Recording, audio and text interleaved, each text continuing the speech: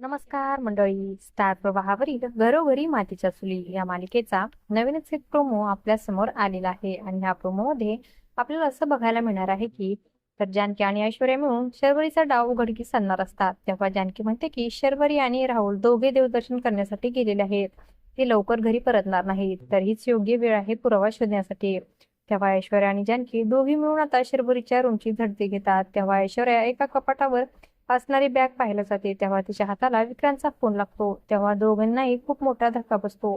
तर जानकी पाहते की नानांच्या खुनाच्या आदल्या दिवशी विक्रांतने नानाला कॉल केलेला असतो. आता दोघांनाही खरं काय ते कळत नाही. तेव्हा जानकी जे समोर पाहते तिला शॉकच बसतो.